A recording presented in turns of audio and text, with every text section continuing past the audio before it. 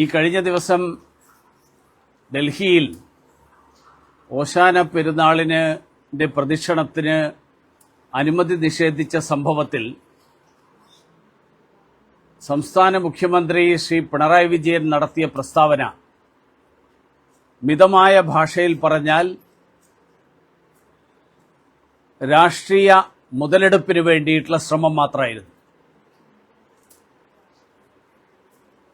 ശ്രീമാൻ പിണറായി വിജയൻ അദ്ദേഹത്തിന്റെ പാർട്ടിയും മുനമ്പം വിഷയത്തിൽ കേരളത്തിലെ ക്രൈസ്തവ സഭകളും അതോടൊപ്പം CBCIയും മുനമ്പത്തെ ജനങ്ങളുടെ താൽപര്യങ്ങൾ സംരക്ഷിക്കാനായി പാർലമെന്റിൽ വഖഫ് ഭേദഗതി നിയമത്തെ പിന്തുണയ്ക്കാനുള്ള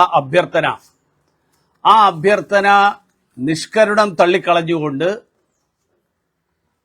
മുനമ്പത്തെ ജനങ്ങളുടെ താൽപര്യങ്ങൾക്കെതിരായിട്ട് നിലപാടെടുത്ത പാർട്ടിയുടെ വക്താവാണ്, അല്ലെങ്കിൽ ആ പാർട്ടിയുടെ നേതാവാണ്.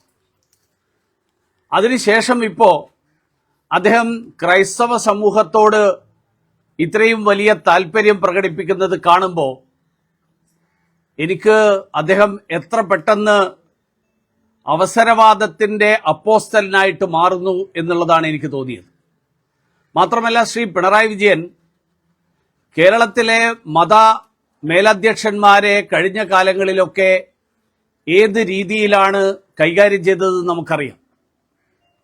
തന്റെ സമുദായത്തിലെ സമുദായ അംഗങ്ങളുടെ ആശങ്കകൾ പങ്കുവെച്ചുകൊണ്ട് നാർക്കോട്ടിക് ജിഹാദിനെ കുറിച്ച് പറഞ്ഞപ്പോൾ പാലാ ബിഷപ്പിനെതിരായിട്ട് ക്രിമിനൽ കേസെടുത്ത ആളാണ് ശ്രീമാൻ പിണറായി വിജയൻ. താമരശ്ശേരി ബിഷപ്പിനെ പിണറായി വിജയൻ വിശേഷിപ്പിച്ചത് നികൃഷ്ട ജീവി എന്നാണ്.